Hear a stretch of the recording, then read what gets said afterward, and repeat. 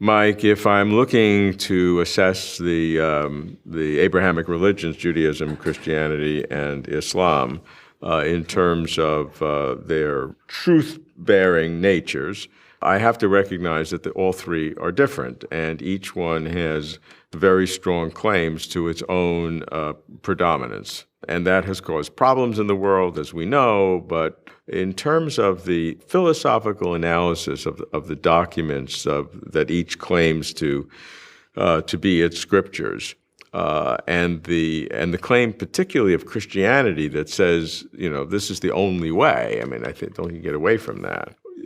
What is the thought in terms of the object to which each of those religions, Judaism, Christianity, and Islam, worship? Are they worshiping the same God, notwithstanding all the internal contradictions that they have among each other? Yeah, I think that they are. I should say too, that's as I understand it, that's a fairly traditional view of things among the kind of the major denominations of Christianity. And I don't paint myself as an expert on Judaism or Islam, but at least in the Middle Ages, I think that the major figures from all three faiths took it that they're worshiping the same being. The best way to, in my mind, to sort of defend the idea that they're worshiping the same being is just this. They all look back to Abraham as a forefather, right? And they all claim to be worshiping whoever it was that Abraham was worshiping, right? So it'd be like if, we have a friend, Dave, who comes in and says, I worship this being, X, right? And you and I think, okay, I want to worship whoever Dave's worshiping, right? And then we go off and start proselytizing and, so on and so forth, that we each start doing theology and different theologies build up. But everybody is agreeing, we're worshiping whoever it is that Dave's worshiping. By the end, both sides may have very different theologies, but we're all trying to talk about that same individual, right? All of our everyone's worshipful thoughts in, my little cult and everyone's worshipful thoughts in your little cult are all directed at X, whoever it was that Dave was worshiping. Right. So here's the question. You use a very good term. You're saying we're all trying to worship the same individual. The question is the differentiate between trying and doing. Because what each group has introduced, one way or another, is a whole host of doctrines which are added onto this single or this God, but they begin to have various kinds of contradictions. Certainly, the Trinity in Christianity is anathema to Islam, and probably no less so to Judaism, because they talk about one God as one. Adonai Eloheinu Adonai Echad. Echad, our God, is one. I mean, that's the Jewish prayer. And in Islam, it's like be a heresy to say that God became man, as Christians do. On the other hand, Islam has 99 names of God. I can't name the 99, but I would think some of them the way they would work would not be the form that the way Christianity would do. So although everybody's trying to worship the Abrahamic God, you can apostatize from that by going further and further and further away.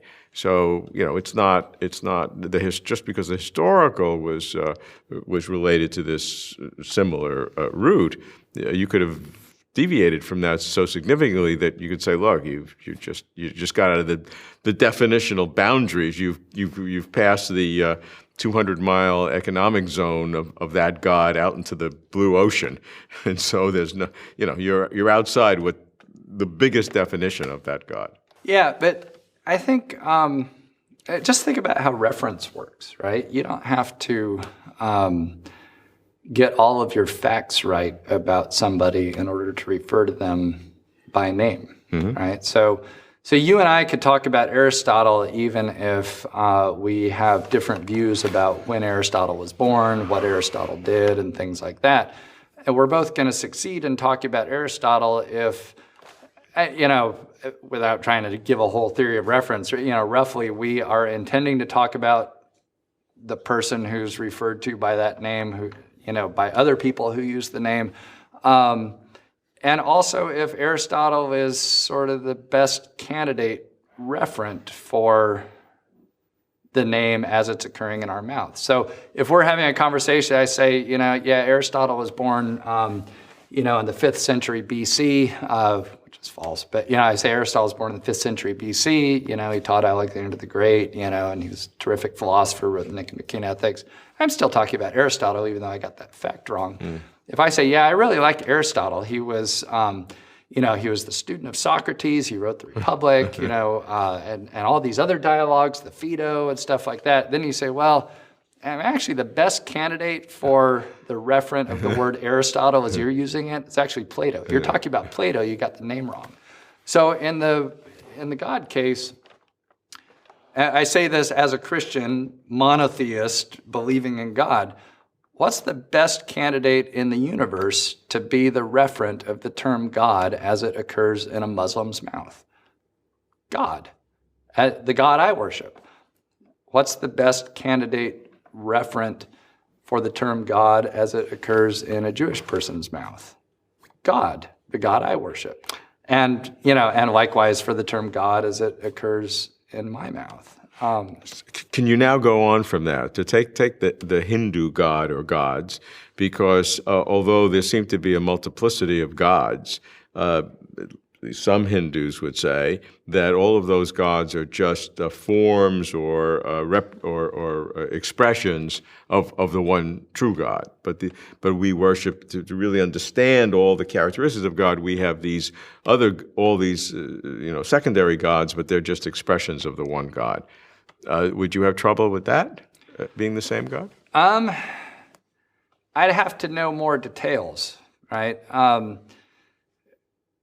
If that's all the Hindu said, and if I could ask, hey, do you also intend to worship the same being that Abraham worshipped and things like that? Yeah, but they never heard of Abraham. That's an unfair question to ask them. They were about Abraham's God. They say we worship the one God through these 3,000 different expressions of it. Yeah, and then I guess I'd want to say, tell me a little bit more about what the one God is like, right? And again, it's sort of like the Aristotle-Plato thing. Get enough in the neighborhood, and God's not only a good candidate referent, but the best candidate referent, so you're referring to God.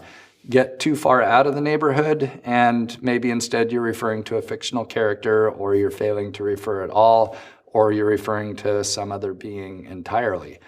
And if you ask, well, how much do you have to get right? There's vagueness, right? And so I think the right answer to that is just, I need to hear more details about this being that you're calling the one true God. But you don't need to hear more details about Judaism and Islam from your vantage point in Christianity. Right, because I take myself, perhaps incorrectly, because I'm not an expert on these other religions, but I take myself to know that among the things that they would ascribe to the being they call God are omnipotence, omniscience, omnibenevolence, a whole lot of the other attributes that I ascribe to God, being the being who was worshipped by Abraham, and things like that. And that's very much that. And with that, the God I worship starts to look like the best candidate reference for their word God.